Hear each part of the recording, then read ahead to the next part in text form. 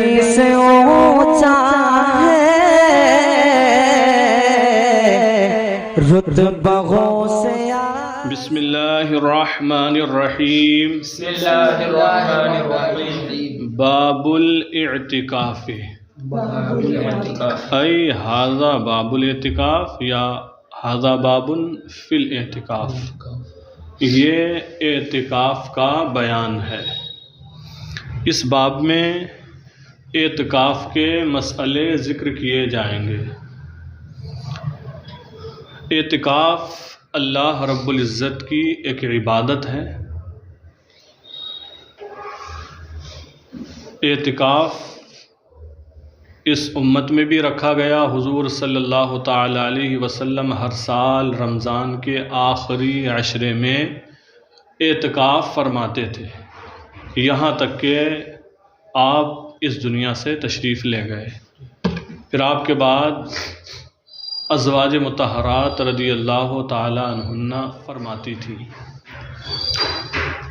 اور پچھلی امتوں میں بھی اعتکاف ہوتا تھا، وہ لوگ بھی اعتکاف کرتے تھے۔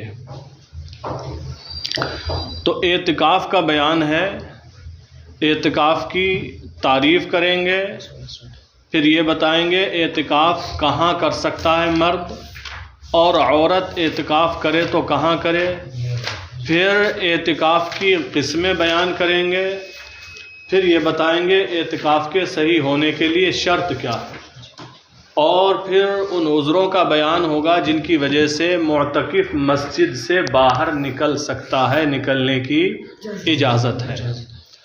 تو اعتکاف ہے کیا؟ پہلے تعریف کی صاحب نور العزا نے، اس کو دیکھیں۔ هو الإقامة بنيته في مسجد تقام بالفعل للصلوات الخمس۔ هو أي الاعتکاف، الاقامہ ٹھہرنا، فی مسجد ایسی مسجد میں، تقام فیہ الجماعت جس میں جماعت قائم کی جاتی ہو، جماعت ہوتی ہو، بالفعل بالفعل، للصلوات الخمس پانچوں نمازوں کے لیے۔ تو اعتکاف ایسی مسجد میں جس میں پانچوں نمازوں کے لیے بالفعل جماعت قائم کی جاتی ہو، اعتکاف کی نیت کے ساتھ ٹھہرنا ہے۔ یہ اعتکاف کی تعریف ہوئی۔ اعتکاف اس مسجد میں یا ایسی مسجد میں جس میں پانچوں نمازوں کے لیے بالفعل جماعت قائم کی جاتی ہو، اعتکاف کی نیت کے ساتھ ٹھہرنا ہے، یہ اعتکاف ہے۔ یعنی جس مسجد کے لیے جماعت قائم کی جاتی ہے، اس مسجد میں اعتکاف کی نیت کے ساتھ اللہ تعالیٰ کے لیے ٹھہرنا اعتکاف ہے۔ آگے فرماتے ہیں فَلَا يَصِحُّ فِي مَسْجِدٍ لَا تُقَامُ فِيهِ الْجَمَاعَةُ لِلصَّلَاةِ عَلَى الْمُخْتَارِ، علی المختار، مختار قول کے مطابق اس مسجد میں اعتکاف صحیح نہیں ہے جس میں نماز کے لیے جماعت قائم نہیں کی جاتی ہے، جس میں نماز کے لیے جماعت قائم نہیں کی جاتی ہے۔ مختار قول کے مطابق اس مسجد میں اعتکاف کرنا صحیح نہیں ہے جس میں نماز کی جماعت قائم نہیں کی جاتی، لیکن فتویٰ اس پر ہے۔ حضور صدر الشریعہ بدر الطریقہ علیہ رحمت و رضوان نے بہار شریعت میں لکھا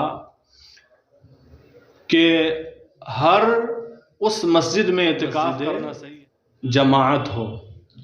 مسجد جماعت والی کون سی ہے؟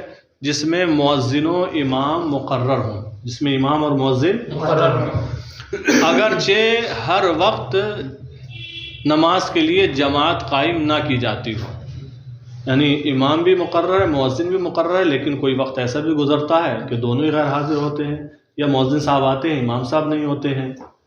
جیسے کہ دور دراز علاقے میں مسجد ہے، وہاں آبادی نہیں ہے زیادہ، یا آبادی ہے ہی نہیں، تو فجر میں کبھی جماعت نہیں ہو پاتی ہے، یا عشاء میں نہیں ہو پاتی ہے۔ دن میں تو لوگ آنا جانا یا مارکیٹ کا ایریا ہوتا ہے، چورایا کہیں کا، تو ہو جاتی ہے۔ تو بہرحال حکم یہ ہے کہ جو بھی مسجد جماعت ہو، اگرچہ پانچوں وقت کی جماعت قائم نہ ہوتی ہو، 4 وقت بھی جماعت قائم ہوتی ہو، تو اس میں بھی اعتکاف کرنا صحیح ہے۔ بلکہ صدر الشریعہ تو یہاں تک فرماتے ہیں اور آسانی اس میں ہے کہ اعتکاف صحیح ہے، ہر مسجد میں اعتکاف صحیح ہے۔ پھر آگے لکھتے ہیں کیونکہ اس زمانے میں بہت ساری ایسی مسجدیں ہیں جن میں جماعت قائم نہیں ہوتی ہے، جیسے کہیں درگاہ شریف ہے، کہیں جنگل میں، وہاں بھی مسجد ہوتی ہے، لوگ ہفتے میں 1 بار 2 بار جاتے ہیں درگاہ پہ جنگل میں تو نمازیں پڑھتے ہیں، 5 نمازیں نہیں ہوتی ہیں، ایسی آج بھی بہت ساری مسجدیں ہیں۔ تو حضور صدر الشریعہ نے تو یہاں تک فرمایا کہ آسانی تو اس میں ہے کہ ہر ایک مسجد میں اعتکاف صحیح ہے، لیکن اکثر فقہاء نے یہی لکھا ہے کہ مسجد جماعت ہو جس میں عموماً جماعت ہوتی ہو۔ بہرحال دیکھیں، اب عورت اعتکاف کہاں کرے اس سلسلے میں بیان فرماتے ہیں، وَلِلْمَرْأَةِ الْاِعْتِكَافُ فِي مَسْجِدِ بَيْتِهَا، اور عورت کے لیے الاعتکاف و اعتکاف کرنا ہے، یعنی عورت اعتکاف کرے فی مسجد بیتہا، مرأہ کی طرف راجع ہے، یعنی اپنے گھر کی مسجد میں، اپنے گھر کی مسجد میں۔ تو اس کا یہاں پر لغوی ترجمہ ہم نہیں کریں گے بلکہ یوں کہیں گے اور عورت مسجد بیت میں اعتکاف کرے، اسے کیا کہتے ہیں؟ مسجد بیت کہتے ہیں۔ مسجد بیت کون سی جگہ ہے؟ اس کی وضاحت یہاں خود کتاب میں کی ہے کہ عورت اپنے گھر میں ہی کسی جگہ کو متعین کر لے نماز پڑھنے کے لیے۔ آج کل تو نماز کا روم بھی بنوایا جا رہا ہے، جو بڑے لوگ ہیں خوشحال، نماز کے لیے کمرہ بھی بن رہا ہے۔ بہرحال عورت کسی جگہ کو نماز عبادت کے لیے فکس متعین کر لے تو وہی اس کے لیے مسجد بیت ہے۔ پہلے سے متعین ہے جگہ تو وہیں اعتکاف کرے، اور اگر متعین نہیں تھی تو اعتکاف نہیں کر سکتی۔ اب اگر کرنا چاہتی ہے تو فقہاء کرام نے فرمایا اب سے متعین کر لے کہ اب سے میرے گھر میں عبادت کے لیے یہ جگہ فکس ہے اور وہیں پر اعتکاف کرے۔ بات سمجھ میں آ گئی؟ اور عورت کے لیے مسجد میں اعتکاف کرنا مکروہ ہے، بلکہ وہ اعتکاف کرے گی تو مسجد بیت میں۔ وَلِلْمَرْأَةِ الْاِعْتِكَافُ فِي مَسْجِدِ بَيْتِهَا، اور عورت مسجد بیت میں اعتکاف کرے، مسجد بیت میں اعتکاف کرے۔ اب یہ مسجد بیت ہے کیا؟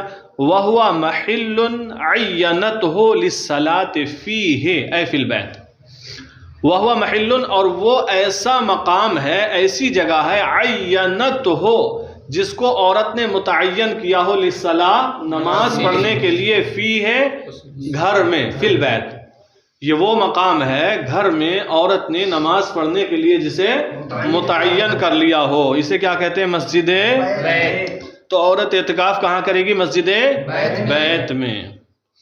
اب آگے بتاتے ہیں کہ اعتکاف کی 3 قسم۔ واجب کیا ہے؟ واجب، دوسرا ہے سنت مؤکدہ علی الکفایہ، سنت مؤکدہ علی الکفایہ، اور تیسرا ہے مستحب، مستحب بھی کہتے ہیں اور سنت غیر مؤکدہ بھی کہتے ہیں، سنت بھی کہہ سکتے ہیں لیکن سنت غیر مؤکدہ ہے۔ یہ تو 3 قسمیں ہو گئیں، واجب، سنت مؤکدہ کفایہ اور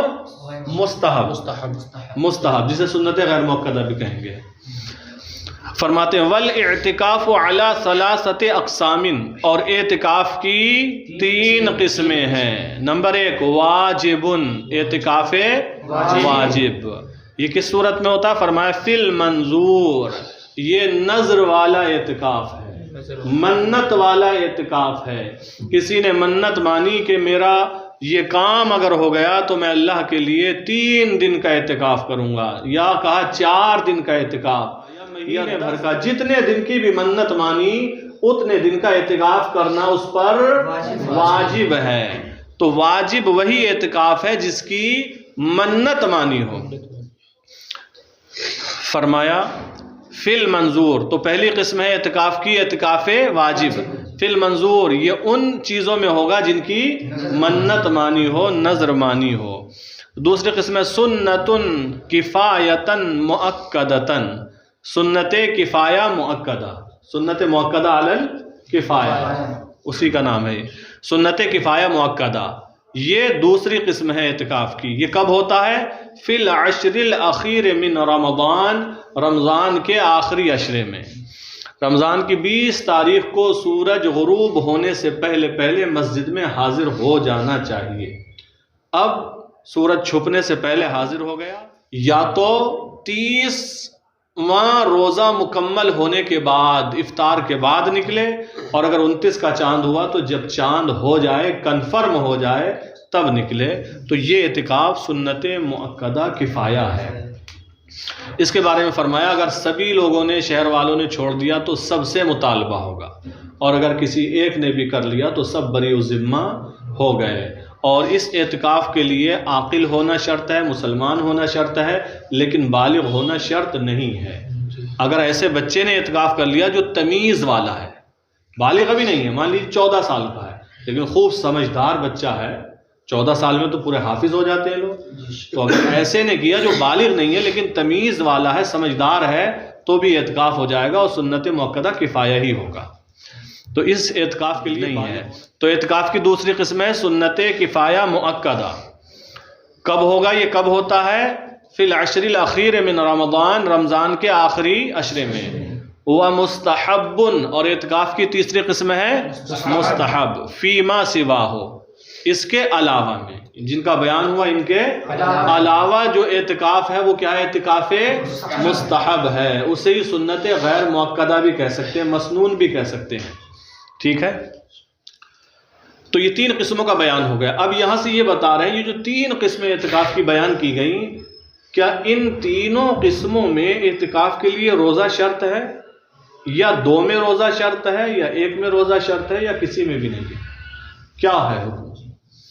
تو دیکھ لیں، فرماتے ہیں وَالصَّوْمُ شَرْطٌ لِصِحَّةِ الْمَنظُورِ فقط، اور روزہ فقط اس اعتکاف کے صحیح ہونے کے لیے شرط ہے جس کی نظر مانی ہو. روزہ فقط اس اعتکاف کی صحت کے لیے شرط ہے جس کی نظر مانی.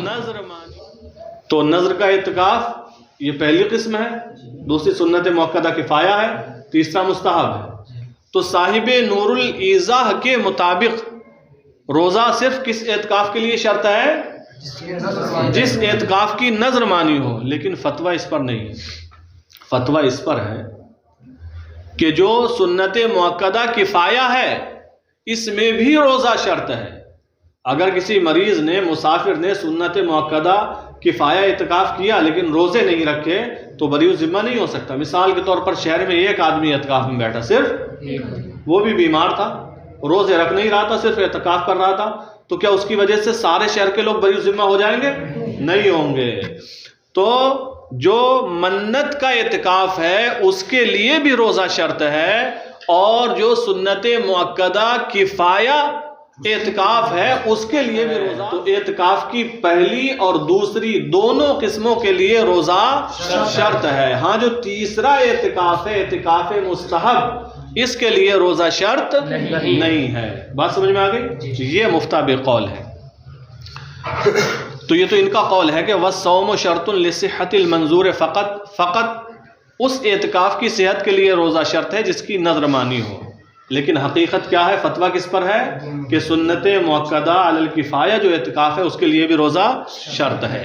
اب آگے سے یہ بتا رہے ہیں کہ یہ جو مستحب اعتکاف ہے، چاہے ہم اسے کہیں کہ نفلی اعتکاف ہے، نفلی اعتکاف بھی اس کا نام ہے، تو اس کا اقل وقت کم سے کم مدت کتنی ہوگی؟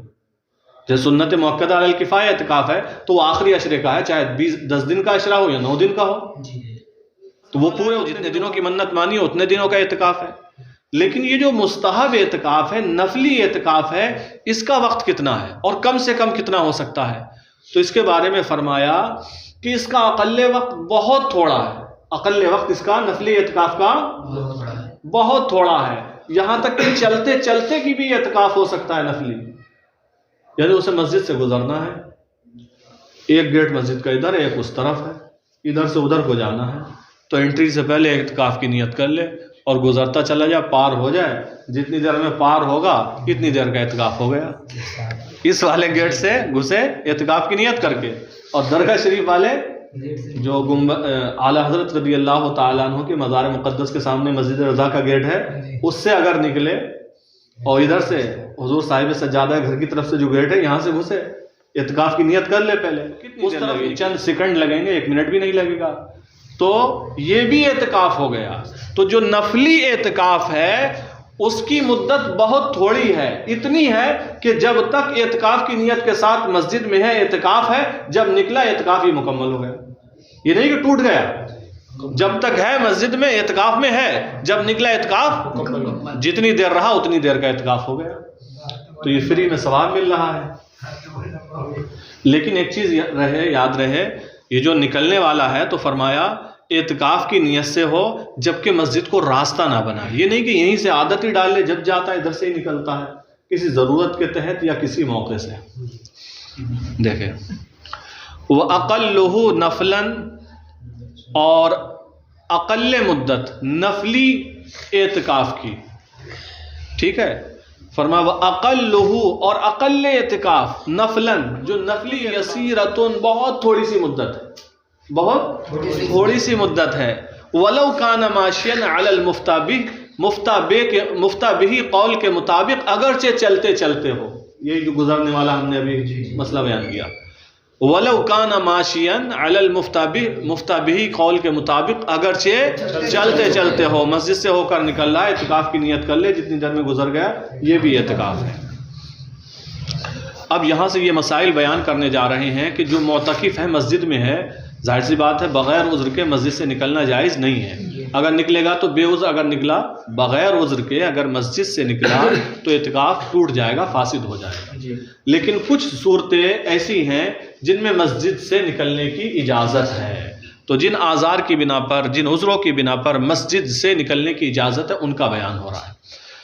فرمایا وَلَا يَخْرُجُ مِنْهُ، اعتکاف مسجد سے نہ نکلے، معتکف مسجد سے الا لحاجت شرعیت، مگر حاجت شرعیہ کے لیے. حاجت کیسی ہوگی؟ حاجت شرعیہ کیا ہوگی؟ مثال بھی دے دی، کل جمعہ، جیسے جمعے کے لیے نکل سکتا ہے. مثال کے طور پر جس مسجد میں اعتکاف کیے ہوئے 5 وقت کی نماز تو ہوتی ہے، یا 4 وقت جماعت تو ہوتی ہے، لیکن جمعہ نہیں ہوتا ہے. بہت سے مقامات پر ایسا ہوتا ہے کہ قصبے کے اندر 3 مسجدوں میں جمعہ ہوتا ہے، 2 میں ہوتا ہے، 1 میں ہوتا ہے، 4 5 میں ہوتا ہے، 10 میں ہوتا ہے، اور کچھ مسجدیں وہ ہوتی ہیں جن میں جمعہ نہیں ہوتا ہے. شاید شہر میں بھی آج بھی کچھ مسجدیں وہ ہوں گی جن میں جمعہ نہیں ہوتا ہوگا. بہرحال تو وہ ایسی مسجد میں تھا جس میں جمعہ قائم نہیں ہوتا تھا، یعنی جمعے کی نماز نہیں ہوتی تھی.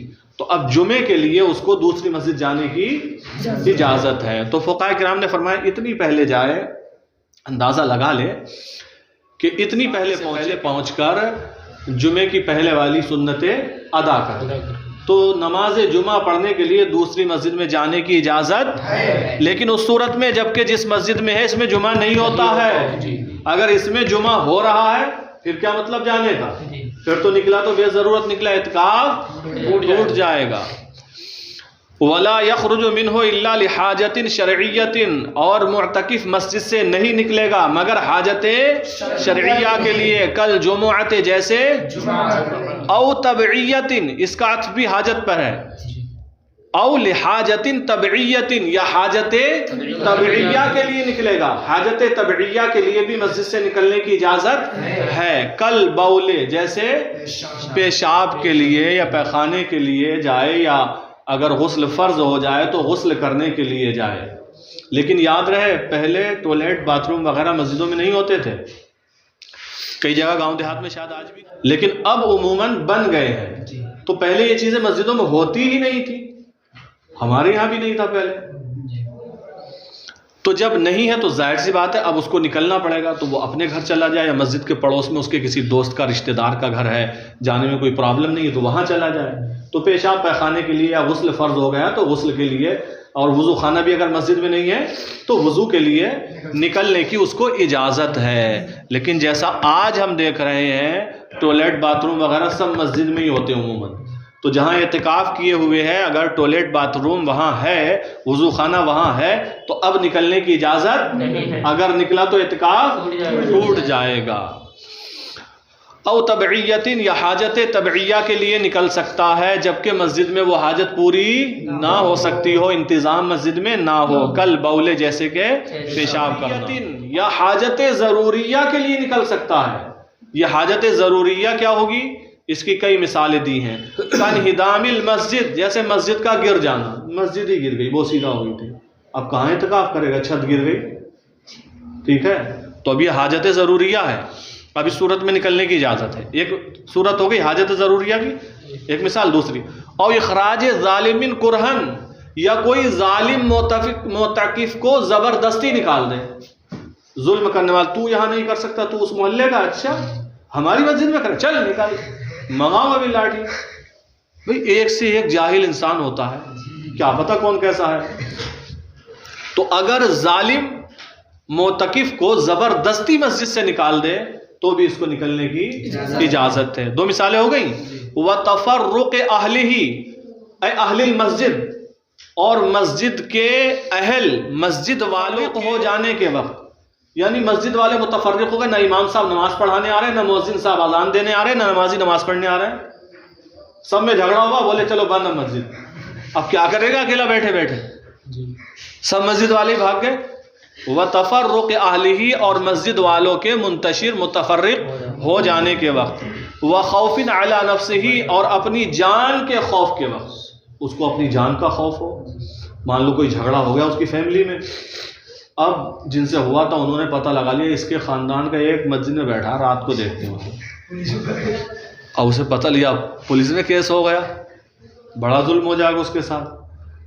یا رات میں اس کو آ کر مار سکتے ہیں، ہاتھ پیر توڑ سکتے ہیں، یا جان بھی لے سکتے ہیں. مسجد میں تو اکیلا ملے گا بیچارہ، کوئی بچانے والا بھی نہیں ہوگا. تو ایسی صورت میں وَخَوْفٍ عَلَى نَفْسِهِ، اپنی جان پر خوف کے وقت، او متاعِهِ، یا اپنے سامان کے خوف کے وقت، من المکابرین، فساد کرنے والوں کی طرف سے، فساد کرنے والوں کی طرف سے اسے اپنی جان کا خوف ہو، یا اپنے مال کا خوف ہو، یہ رات کو لے جائیں گے چرا کر، یا میں گھر پر نہیں ہوں گھر پہ یہ چوری کر کے لے جائیں گے. تو یہ اتنی صورتیں ہوں، جیسے مسجد کا گر جانا، یا ظالم زبردستی نکال دے دو، یا مسجد والے متفرق ہو جائیں سب چھوڑ دیں، یا اپنی جان کا خوف ہو فساد کرنے والوں کی طرف سے، یا اپنے مال کا خوف ہو. تو ان صورتوں میں مسجد سے نکلنا جائز ہے، لیکن کیا کرے؟ دیکھیں فرمایا فَيَدْخُلُ مَسْجِدًا غَيْرَهُ مِنْ سَاعَتِهِ فَيَسْجُدُ مَسْجِدًا، تو مسجد میں داخل ہو جائے، غیرہ اس کے علاوہ، یعنی دوسری مسجد میں داخل ہو جائے، من ساعتی، اسی وقت. یہ مسجد گر گئی، یا زبردستی ظالم نے نکال دیا، یا اس مسجد والے سب متفرق ہو گئے، تو اس کو چھوڑ کر فوراً دوسری مسجد میں شفٹ ہو جائے، منتقل ہو جائے، وہاں پر اعتکاف کرے. یہاں پر خوف تھا تو مسجد چھوڑ دے، دوسری مسجد میں چلا جائے، تو اس کی اجازت. پھر فرمایا آگے فَإِنْ خَرَجَ سَاعَةً بِلَا عُذْرٍ، تو اگر ایک ساعت کے لیے بھی بغیر عذر کے نکلا، حاجت کے وقت تو نکلنے کی اجازت تھی، اب اگر بغیر حاجت کے، بغیر کسی عذر کے ایک ساعت کے لیے، تھوڑی دیر کے لیے بھی نکلا، فسد الواجب، تو اعتکاف واجب فاسد ہو جائے گا. اعتکاف واجب اور جو سنت مؤکدہ کفایہ ہے وہ بھی فاسد ہو جائے گا. وانتہا بھی غیرہ، اور اس کے ذریعے یعنی نکلنے کی وجہ سے اس کے علاوہ جو ہے وہ مکمل ہو جائے گا. یعنی جو اعتکاف مستحب تھا، جو نفلی اعتکاف تھا، وہ نکلنے کی وجہ سے وہی مکمل ہوگا. وہ تو جب تک مسجد میں ہیں، اعتکاف میں ہیں، جب نکل گئے تو مکمل ہو. اسی لیے تو فرمایا کہ مسجد میں معتکف کے علاوہ کو کھانا پینا سونا بات چیت کرنا جائز نہیں. اب اگر آپ کو مسجد میں کھانا پینا کوئی ایسی ضرورت تو آپ مسجد میں اعتکاف کی نیت کر لیں، پہلے اعتکاف کی. اور فقہاء کرام فرماتے ہیں پہلے کچھ عبادت کر لیں، اس کے بعد آپ کھا پی سکتے ہیں، چونکہ اب آپ اعتکاف میں ہیں، اور جب تک مسجد میں ہیں اعتکاف میں، جب نکلے اعتکاف آپ کا مکمل ہو گیا. وانتہا بھی غیرہ، اور نکلنے کی وجہ سے اس کے علاوہ جو اعتکاف ہے وہ مکمل ہو جائے گا. اب جو اعتکاف کیے ہوئے ہے وہ کیا کرے گا، کہاں کھائے گا، کہاں پیے گا، کہاں سوئے گا، یہ سب بتا رہے ہیں. دیکھیں وَأَكْلُ الْمُعْتَكِفِ، اور اعتکاف کرنے والے کا کھانا، وَشُرْبُهُ، اور اس کا پینا، وَنَوْمُهُ، اور اس کا سونا، وَعَقْدُهُ الْبَيْعَ، اور اس کا عقد بیع کرنا، خرید و فروخت کرنا، لِمَا يَحْتَاجُهُ لِنَفْسِهِ، اس کے لیے جس کی اسے اپنی ذات کے لیے حاجت ہے. یعنی خرید و فروخت ایسی صورت میں کرے گا جب اپنی ذات کے لیے اسے حاجت، عیالہ، یا اپنے اہل و عیال کے لیے اسے حاجت ہو. یعنی مجبوری کی صورت ایسی آ گئی کہ اب کچھ خرید و فروخت ہونا ہی چاہیے، تب گھر کا انتظام ہو سکے گا، چل سکے گا. تو یہ سب کام کہاں ہوں گے؟ فرمایا فی المسجد، مسجد میں ہوں گے، یعنی مسجد میں ان سب چیزوں کی اجازت ہے، جائز ہے. تو معتکف کھائے گا مسجد میں، پیے گا مسجد میں، سوئے گا مسجد میں، اور اگر اس کو اپنے لیے حاجت ہے یا اپنے گھر والوں کے لیے حاجت ہے تو مسجد میں ہی وہ خرید و فروخت، بیع و شراء کر سکتا ہے، لیکن شرط یہ ہے جس سامان کو خریدے گا یا بیچے گا اس کو مسجد میں نہیں لائے گا، اس کو مسجد میں ویسی زبانی بیع ہوگی۔ ہاں فقہاء نے فرمایا اگر تھوڑا سا ہے جس کو لانے سے مسجد کی جگہ نہیں گر رہی ہے، مختصر سی کوئی چیز ہے تو لا بھی سکتا ہے، لیکن اگر بڑی چیز ہے تو مسجد میں لانے کی اجازت نہیں، اور یہ بھی اس صورت میں خرید و فروخت کی اجازت جب اس کو اپنی ذات کے لیے، حاجت و عیال کے لیے حاجت ہو، ضرورت مند ہو گیا ہو، لیکن بزنس کے لیے، پیسے کمانے کے لیے، ریٹ اچھا مل رہا ہے، پیسے بڑھانے کے لیے کرنا چاہے تو مسجد میں خرید و فروخت کی اجازت نہیں ہے، اگرچہ سامان حاضر مسجد میں نہ کرے تب بھی اجازت نہیں ہے، صرف ضرورت کے لیے، اپنی ضرورت کے لیے، اپنے اہل و عیال کی ضرورت کے لیے اجازت ہے، شرط یہ ہے کہ سامان مسجد میں نہ لائے، ہاں اگر تھوڑا سا ہے تو لا سکتا ہے۔ وَأَكْلُ الْمُعْتَكِفِ وَشُرْبُهُ وَنَوْمُهُ وَعَقْدُهُ الْبَيْعَ لِمَا يَحْتَاجُهُ لِنَفْسِهِ أَوْ عِيَالِهِ فِي الْمَسْجِدِ، اور اعتکاف کرنے والے کا کھانا اور پینا اور سونا اور عقد بیع کرنا اس کے لیے جس کی اس کو اپنی ذات کے لیے حاجت ہو یا اپنے اہل و عیال کے لیے حاجت ہو، یہ سارے کام اعتکاف کرنے والے کے مسجد میں ہوں گے، یعنی اجازت ہے۔ وَكُرِهَ إِحْضَارُ الْمَبِيعِ فِيهِ، دیکھو واضح کر دیا، اور مبیع کو مسجد میں حاضر کرنا، لانا مکروہ تحریمی ہے، فقہاء کرام نے فرمایا، اور مبیع کو مسجد میں لانا مکروہ ہے۔ وَكُرِهَ عَقْدُ مَا كَانَ لِلتِّجَارَةِ، اور اس کی خرید و فروخت کرنا جو تجارت کے لیے ہو مکروہ ہے، اور اس کی خرید و فروخت مسجد میں مکروہ ہے، جو یعنی پیسے بڑھانے کے لیے اس کی اجازت نہیں ہے، اعتکاف میں بیٹھے ہیں تو مسجد میں، وہ تو ضرورتاً اجازت دی گئی تھی کہ اپنے لیے ایسا وقت آن پڑا ہے یا گھر والوں کے لیے۔ تو یہ مسئلہ سمجھ میں آ گیا؟ ہاں اگر حاجت ہے اپنے لیے تو اجازت، یا اپنے بال بچوں کے لیے حاجت ہے تو اجازت ہے، شرط یہ ہے کہ مبیع کو مسجد میں نہیں لائے گا۔ ہاں اگر کوئی چھوٹا موٹا سامان ہے تو لا سکتے ہیں، لیکن اگر تجارت کے لیے پیسہ بڑھا رہا ہے اس لیے مسجد میں معتکف خرید و فروخت کرے تو اجازت، اگرچہ سامان مسجد میں حاضر نہ ہو تب بھی اجازت نہیں ہے۔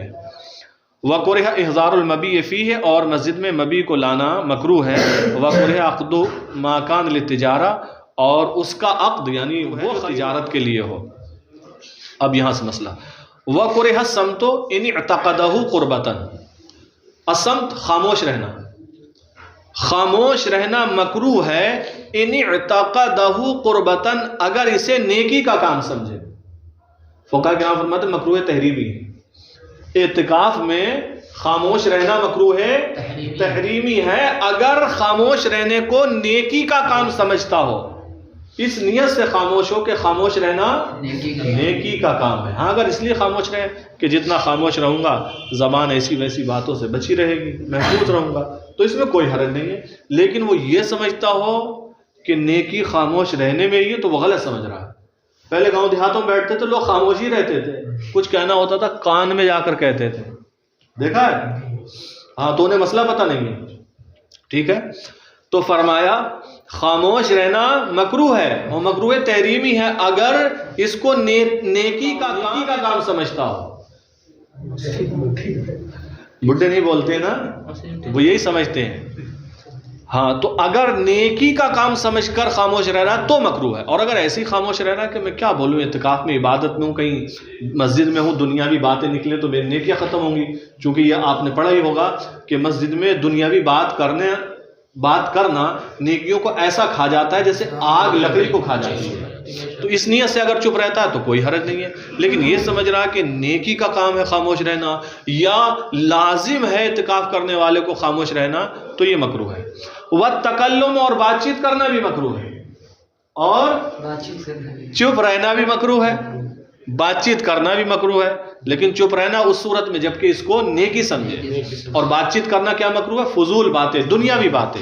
وَالتَّكَلُّمُ، اور بات چیت کرنا مکروہ ہے، إِلَّا بِخَيْرٍ، اس کی اجازت ہے مگر بھلائی کے ساتھ، جو نیک باتیں ہوں وہ کر سکتا ہے۔ کیا کرے؟ نے لکھا قرآن مجید کی تلاوت کرے، حدیث رسول صلی اللہ علیہ وسلم پڑھے، رسول پاک علیہ السلام کی حدیثیں پڑھے، اگر علم والا ہے تو درس دے لوگوں کو، یا درس ہو رہا ہے کم پڑھا لکھا تو اس درس میں شریک ہو، انبیاء کرام کی سیرت کا مطالعہ کرے، دینی کتابیں پڑھتا رہے، قرآن کی تلاوت کرے، بلند آواز سے پڑھے، پڑھا لکھا ہے تو درس دے بلند آواز سے، تو یہ کام کرتا رہے۔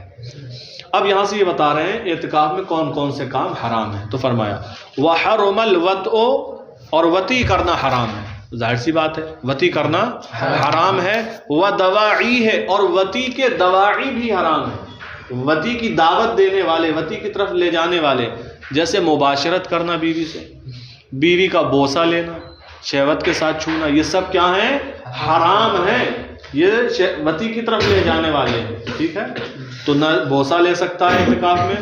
اللہ تعالیٰ نے ارشاد فرمایا وَلَا تُبَاشِرُوهُنَّ وَأَنْتُمْ عَاكِفُونَ فِي الْمَسَاجِدِ، اور جب تم مسجدوں میں اعتکاف کیے ہوئے ہو تو عورتوں کے ساتھ مباشرت نہ کرو۔ فقہاء کرام فرماتے ہیں چھونا بھی حرام ہے جب شہوت کے ساتھ ہو۔ ہاں ایسے ہو سکتا کوئی سامان آپ نے منگایا، وہ مسجد کے باہر سے دے رہی ہے، آپ کا ہاتھ ٹچ ہو گیا، تو اس میں کوئی حرج نہیں ہے، چونکہ حدیث پاک میں ام المؤمنین حضرت عائشہ صدیقہ رضی اللہ تعالیٰ عنہ رسول پاک علیہ السلام کے بالوں میں کنگھی کرتی تھی۔ رسول پاک علیہ السلام مسجد نبوی میں ہوتے اعتکاف میں، اور ام المؤمنین اپنے حجرے میں ہوتی، باؤنڈری پہ ہوتے دونوں، رسول پاک علیہ السلام مسجد میں، وہ اندر ہیں، اور وہیں سے بالوں میں کنگھی کر دیا کرتی تھی۔ تو بہرحال حرام ہے وطی کرنا بھی، اور وطی کے جو دواعی ہیں وہ سب بھی حرام ہیں اعتکاف کی حالت میں۔ اب یہاں سے وہ چیزیں بیان کر رہے ہیں جن کے ذریعے اعتکاف باطل ہو جاتا ہے، ٹوٹ جاتا ہے۔ وَبَطَلَ بِوَطْئِهِ، اور مرد کے وطی کرنے کی وجہ سے اعتکاف باطل ہو جاتا ہے۔ اگر وطی کی تو اعتکاف باطل ہو جاتا ہے، انزال ہو یا نہ ہو، اعتکاف باطل ہو جاتا ہے۔ وَبِالْإِنزَالِ بِدَوَاعِیهِ، اور وطی کے دواعی کے ذریعے انزال ہونے سے بھی باطل ہو جاتا ہے۔ بوسہ لینا حرام ہے، بوسہ لیا تو حرام کام کیا، لیکن اعتکاف نہیں ٹوٹا۔ لیکن بوسہ لیا، دیر تک لیا اور انزال ہو گیا تو اعتکاف ٹوٹ گیا۔ یا مباشرت کی، گلے سے لگایا، ناجائز ہے، اجازت نہیں، حرام ہے، لیکن اعتکاف نہیں ٹوٹا۔ اب گلے سے لگایا رہا، چمٹتا رہا یا رومانس کرتا رہا اور انزال ہو گیا تو اب اعتکاف ٹوٹ جائے گا۔ سمجھ گیا مسئلہ؟ ہاں، تو یہ کام حرام ہے، کچھ وہ ہیں حرام تو ہیں لیکن ان سے اعتکاف نہیں ٹوٹتا ہے۔ لیکن اگر بوس و کنار کی وجہ سے، مباشرت کی وجہ سے انزال ہو گیا تو اب اعتکاف ٹوٹ جائے گا۔ وَبَطَلَ بِوَطْئِهِ، اور اس کے وطی کرنے کی وجہ سے اعتکاف باطل ہو جائے گا۔ وَبِالْإِنزَالِ بِدَوَاعِیهِ، اور وطی کے دوائی کے ذریعے، یہ دوائی وہ نہیں جو دوائی کھاتے ہیں، دواعی عین کے ساتھ، وطی کے اسباب، وطی کی طرف دعوت دینے والی چیزوں کے ذریعے انزال سے بھی اعتکاف باطل ہو جائے گا، ٹوٹ جائے گا۔